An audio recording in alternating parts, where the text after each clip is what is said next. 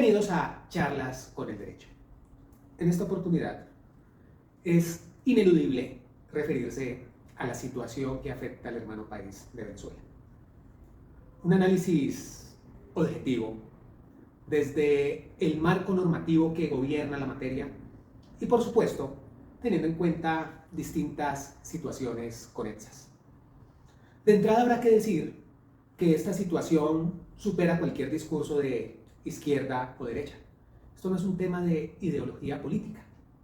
Habrá que mirarlo desde el concepto de soberanía, desde el derecho internacional público, desde el derecho constitucional, desde el mismo derecho de gentes, que parte de una construcción propia del derecho romano y se ha integrado al denominado derecho internacional público, que valga decir, es una rama en constante evolución.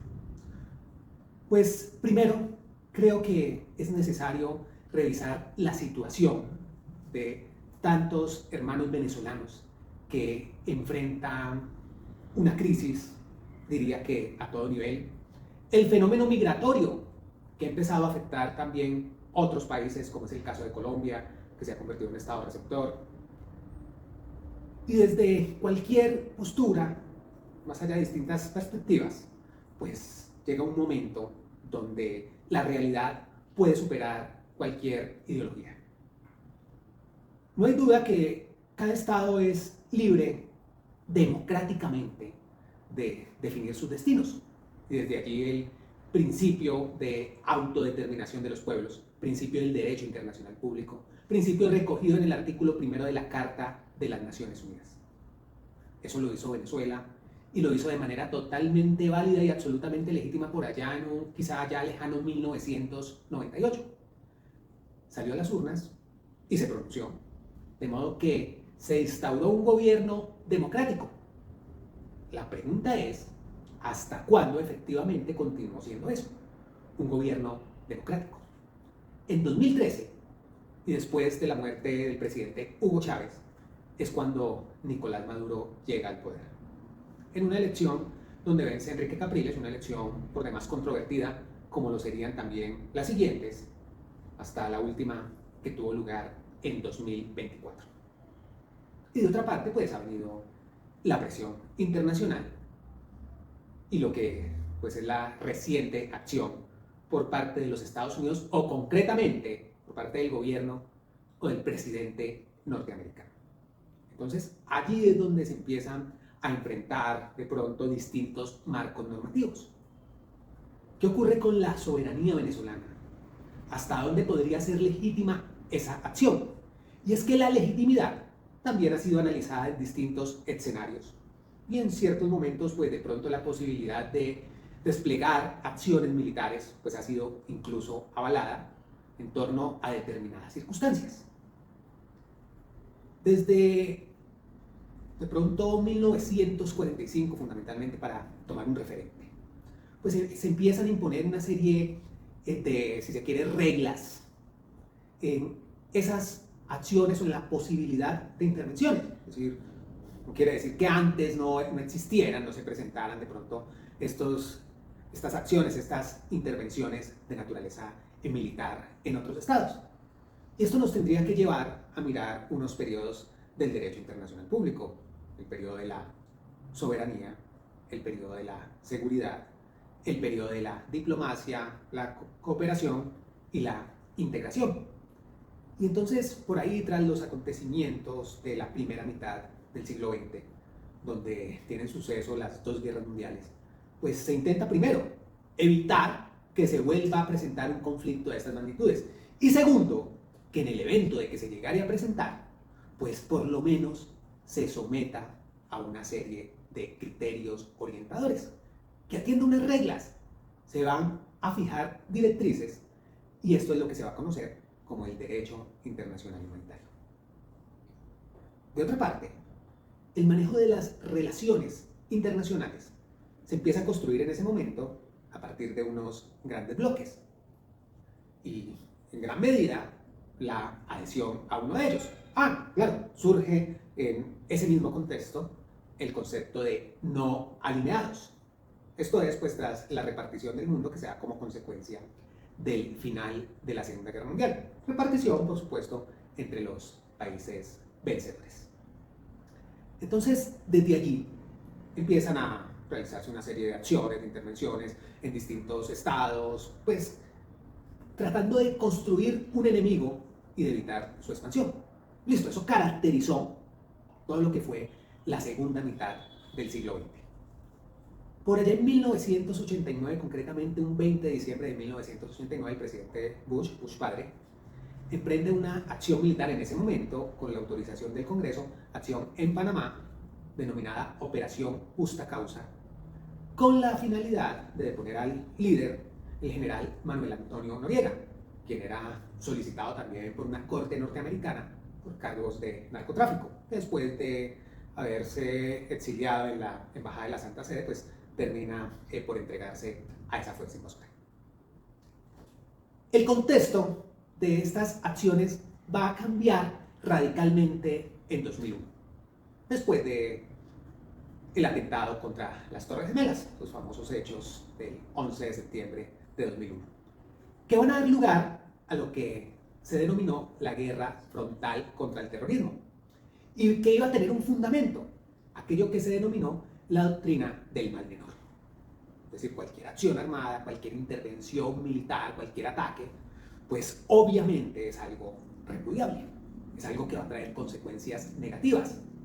Entonces, básicamente se partía de la idea de que esas consecuencias negativas, de que asumir los costos de una acción militar, de cualquier manera, iba a ser menos grave que permitir que se mantuvieran ciertos regímenes calificados como terroristas. Y viene otra situación, el terrorismo, la definición del terrorismo. Es un término que se escucha con mucha frecuencia, pero enfrenta una enorme dificultad, y es la indeterminación. Saber qué es terrorismo y quién es terrorista. Ocurre pues que para todos los estados no va a operar de la misma manera. Esto llevó a que el Estatuto de Roma no conociera de crímenes de terrorismo. Entonces nos tenemos que ubicar ahora en el Estatuto de Roma y en la competencia de la Corte Penal Internacional, que conforme al artículo 5 conoce de crímenes de guerra, crímenes de lesa humanidad, conoce del crimen de genocidio y del crimen de agresión. Y ahí es donde tendríamos que centrarnos, porque se acusa a los Estados Unidos y propiamente al presidente Donald Trump de ese crimen de agresión, que a su vez fue el más complicado de establecer. Los tres anteriores se definieron expresamente en el texto original del estatuto, señalando cuándo ocurre un crimen de guerra, cuándo se presenta un crimen de lesa humanidad o cuándo tiene lugar el de genocidio. Sin embargo, con el de agresión no ocurrió lo mismo, y fue solo hasta 2018 donde se pudo determinar en qué eventos ocurrían. Ahora, habrá que recordar que países como Estados Unidos y Rusia no reconocen jurisdicción a la Corte Penal Internacional. Y hay que tener en cuenta que el derecho internacional público es un derecho convencional. Eso significa que va a operar en la medida de que se acepte. De lo contrario, no surtiría ningún efecto. Pongamos un ejemplo, una persona es demandada en cualquier tipo de proceso, asumamos un proceso ejecutivo, y pues no podrá decir que no comparece a ese proceso porque no le va a reconocer jurisdicción al juez, o que no va a cumplir con la decisión porque no acepta competencia por parte de ese juez. Es decir, en el derecho interno esto no puede ocurrir. Sin embargo, sí tiene lugar en el derecho internacional público. Es perfectamente válido que no se reconozca jurisdicción a determinado órgano, que no se haga parte de un tratado, y en esa medida que las decisiones que desde allí se adopten pues no cobijen un Estado. Esto para referirse a los comentarios que se hacen respecto de la posibilidad por esta acción de que el presidente Donald Trump sea llevado ante la Corte Penal Internacional. Y de otra parte, ¿qué ocurre en el contexto americano y frente a los derechos humanos? Obviamente, esto pues, puede implicar una amenaza a los derechos de las personas. Entonces, hay que recordar que existe un instrumento internacional, la Convención Americana sobre Derechos Humanos, conocida como el Pacto de San José. Esto, pues, considerando que se suscribe en San José de Costa Rica en 1969. Se encuentra vigente desde 1978.